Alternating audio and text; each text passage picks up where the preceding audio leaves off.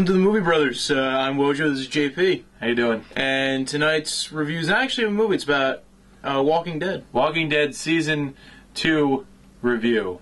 The whole season. Oh, damn season. And what a season it was.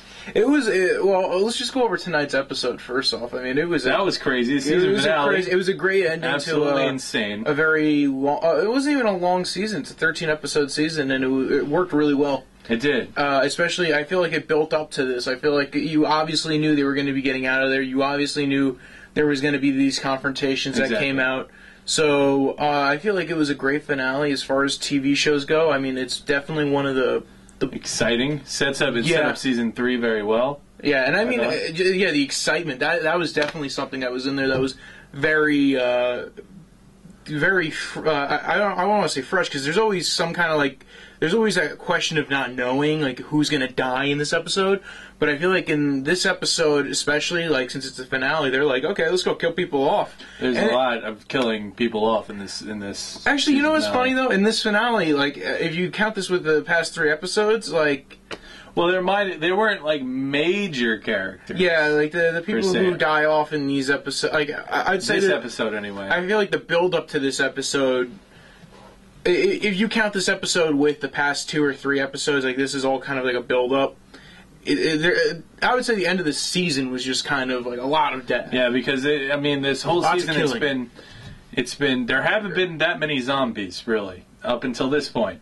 There were just and then it led up to this ginormous horde of zombies, and them driving around killing them like it's Resident Evil video game where you just driving around shooting them in the head. It was awesome. Well, you know what? It brings up the question of what happens when you're at Sanctuary for a little too long, and then you realize the world that you're in isn't that safe. Yeah, that's a mistake that I'm surprised they didn't If it would have been me, when we got on the farm, you don't live in a safe environment. I would have had more fortifications than a picket fence that was there anyway. Well, you know what it was? I think they believed that swamp was really what was protecting them. They really felt like this place was untouched. For a while. Yeah, and it dried up. And then the seasons changed still, and and then that just screwed them over. But they didn't they started to have a contingency plan. They brought everybody in and they backed up. Yeah, but it was too little, too late. Especially with the whole Shane going. Let me tell you, if they hadn't done that, then they would have been completely screwed.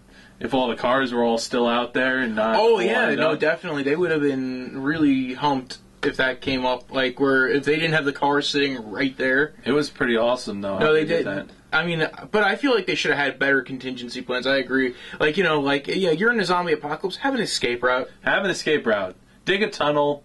People who don't live in zombie apocalypses have escape routes for fires. For fires, you know where to go out of. But dig a tunnel or park a car somewhere with gas in it randomly down the road somewhere. So if you have to get to it, something. But they didn't do anything really. Yeah, there was no emergency contingency plan. Yeah, there wasn't. I'm very surprised by that, especially with this group of people, especially with the real survivalists in the group. Now, as opposed to last episode, the most intense, the one where Shane gets taken out, that was just so intense. But moment, it was a build up to that moment. Oh, it was huge though. I mean, that moment was just huge when Rick killed him and he was saying, you were my friend, why did you make me do this? It's crazy, really. I mean, they were best friends. They were really close, And then this happened, and it's and it's a big question. Was he? I don't think a lot of people probably didn't see that coming. I was surprised by it. I honestly, when he killed him, I knew something was going to happen. I thought maybe they would work it out somehow. I thought, Rick's going to take his gun and they're going to go back to the farm. But no, he shivved him, basically. I think it's a surprise because he was actually handing him over the gun and then knifed him. Well, that was planned, obviously. He was disarming him and then with the back and then bam. It was absolutely crazy. I think it was, I think this season's been really good. I feel like compared to other shows, I feel like there's been a lot of questions. Not a lot of questions. There've been a lot of comments about it, being that it did kind of drag at one point, that it was kind of get laggy. It did. You even said before there weren't that many zombies, which I don't know. I feel like there were enough zombies. I feel like earlier on in the season, there were whole episodes where you before the mid-season finale, right? You didn't go like you almost went a whole episode without seeing a zombie. Yeah. And that's part of their environment where they are, their location, but still, I mean, you know. I think the idea of that was to drag out this false sense of security. Yeah, that's true. And I really do believe that was kind of a purpose. Like, okay, we went ahead and did this, where we made it that it was going to be. They thought this was, sanctuary. Sanctuary. It was safe haven. It was Eden. And then, last episode they're getting kicked out of the fucking garden. not just a little bit, but like that. I mean, it was like the whole city was coming in on him, all those zombies. It was like a horde. They explained that and a horde and a horde. Yeah. It was great how they explained how the zombies got there, which is one of my questions. And I thought that damn helicopter is the whole, that's the reason. They just followed that helicopter. Accident, too. It was like the helicopter was leading the zombies that direction, and because they heard the gunshot, they would have kept going. But then, of course, the gunshot. But man, I think they would have found their way onto the. I mean, because they weren't just coming from one direction. They were. It wasn't like all forward, and they were all marching like an army. They were coming from the side, from the barn, from the front, where Rick and his son were, and everybody was surrounded on the whole farm. So I want to see what happens with Daryl. Daryl, yeah, he's not a character in the comic books, and I'm always wondering, like, oh, please don't kill him off. Well, because he seemed to be very loyal too. At the end of this season, yeah, he said Rick's okay by me, and even with her challenging him, he was a Rick's okay by me, and he's an honorable man. So I think he's changed from his Nazi days. I think. I couldn't get over the SS on the side of his Nazi motorcycle. The SS on the side of his motorcycle that I noticed. It was pretty crazy, but I think he's changed, and surprisingly, while everyone else is I think he's become a better person. Really.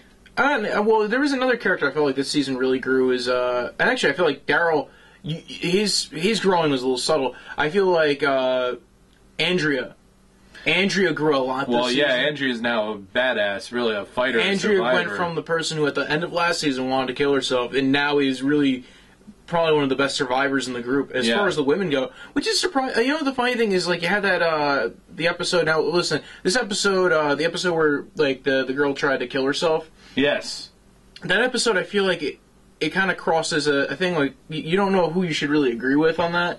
It's true. Like, Andrea, yes, you know what? They both had their point. They're good points. Especially on the aspect of, the thing I side with Andrea on is, okay, you're in the zombie apocalypse, why does it matter if she's doing the laundry and shit? Like, she's taking guard duty, or, each person should have their set of chores, but, there's no reason why a woman should be the only one doing the laundry and, Well, I mean, you're right. You have a point.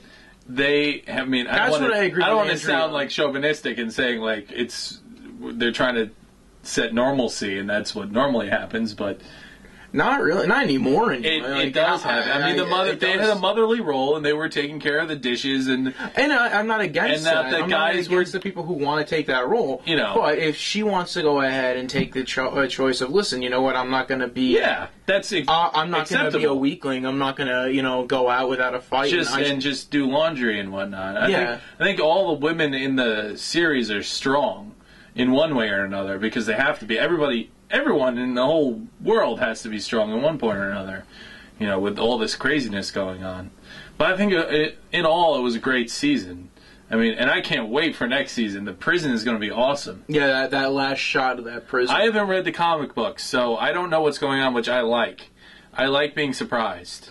Well, I like even not really knowing the comic books don't know what's going on. That's true. They do change it, but they have much more of an idea than what I do as to what's going to happen when they get to the prison. Yeah, I feel like they follow the same overall story arc. They follow the same plot arc, but usually with the characters, they'll change up which characters survive, which character. I mean, this new hooded person, I forgot her name, but she looks pretty bad. I mean, she had the coolest thing too. She had a samurai sword, and then she had 2 armless zombies attached to chains behind her. That's just an interesting look, right? Everybody's like, what? Am I the only person who was like, what is going on?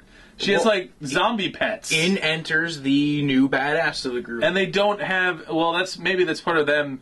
Their group has figured out how to survive, and maybe that has something to do. Will obviously be explained in season 3. why they have no arms and it didn't seem like the zombies were attacking. They didn't seem like they were on like a leash basically, but they weren't rushing her trying to kill her. The zombies. They still had a head and can bite, so why are they going after her? I think the idea is that they're trained like dogs. Yeah, like they're they're chained to her, and then they had no arms. So really, what are you gonna do? You're gonna bite, and I'll smack you, and eventually train you into being my fucking little bitch. Yeah, maybe. But it's gonna be interesting. I can't wait to see what happens. Yeah, I definitely think this season's been a really good season as far as television goes. And next season's gonna be amazing too. And then Rick is now the man. There's nobody's gonna challenge him in the group as of right now. As of right now, we'll see what Andrea does once she gets back and finds out that Shane's dead, and that Rick killed Shane. She's not gonna like that. She's gonna and then you just come up with the aspect of they all left her behind.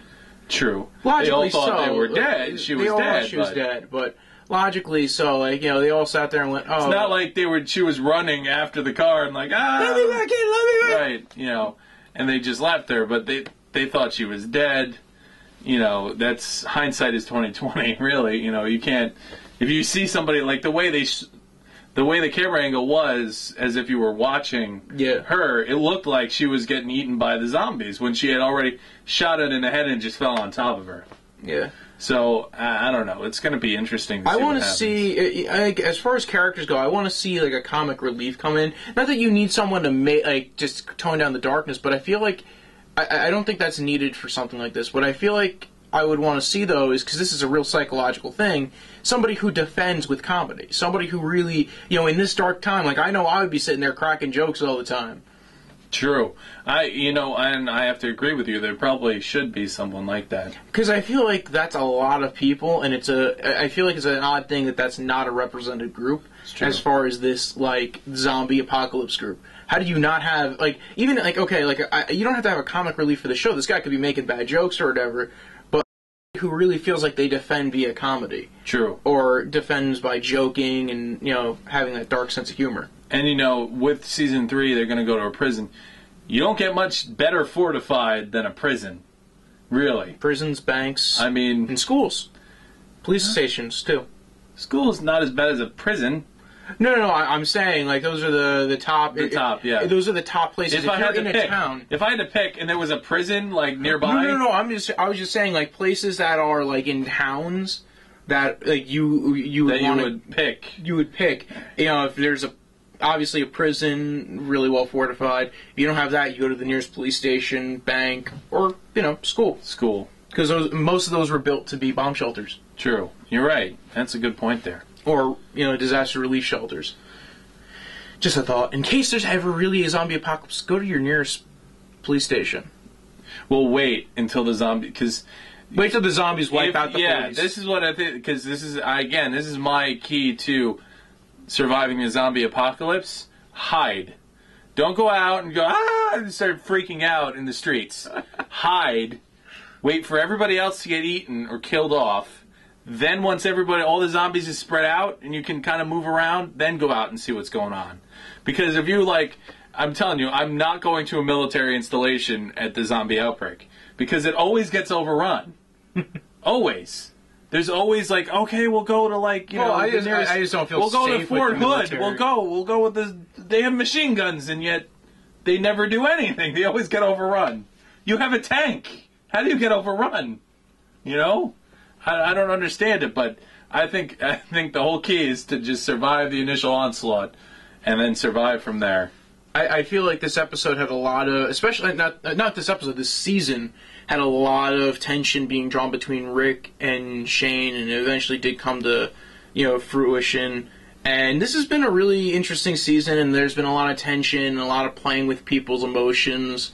Lori's, Glenn's, Maggie's, Herschel's. You see a lot of these characters who really have their morals challenged for them. The only characters I really haven't seen too much of change as far as T-Dog. T-Dog, I don't even know. He hasn't done anything, which is interesting. I just don't even know what his purpose is in the show. Well, maybe this is we need a black guy. It for season 3, but you're right. He hasn't really done anything I mean, he's a good person to have around. He's a good shot and whatnot. But it's always they haven't nice explained his backstory. He's not a leader, Yeah. He's a follower, and yet, he's not someone that gets into conflict with the leaders either. And he's not the wise old man, Yeah, they really haven't gone over. It's going to be interesting to find out what role he plays and his backstory, too. You know what it is he made it 2 seasons now. Right. And almost nearly unscathed, except for he almost died the first season. Yeah, he also almost died the first episode of this season. Right. Like with the cut on the arm. That's what I was talking about, with the cut on the arm. But other than that, he's done pretty well. Yeah, it is weird because you look at characters in this show, and the most interesting ones have already gotten killed off. Yeah. So the one who's not really that interesting is still sitting around being like... Maybe he's going to turn into this kind of interesting character. I'm sure. I'm interested to they see have plans for this character. His backstory and where he comes from. You know what it is? I feel like the other thing is, and I feel like the plans for this character is that they want to, I guess build up. Like you're not going to kill off a useless character unless you really have no plans for him. Right.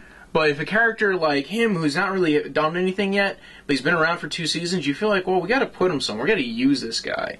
Whereas, like the guy and the girl who got killed off in this episode, you haven't seen them this season. Oh, that's not. I mean, they were minor characters. They were family members. The sister and the sister who you never saw. She was the middle child. You never really saw. And then the brother. She was the epic middle child. And the brother who you didn't really see either. No, he wasn't the brother. He was the boyfriend. Oh. The stepbrother already died. He got... Oh. Well, anyway, him, who's driving the RV, who... I don't understand why these people stop cars in the middle of a zombie... I mean, once he's on, step on the gas, man.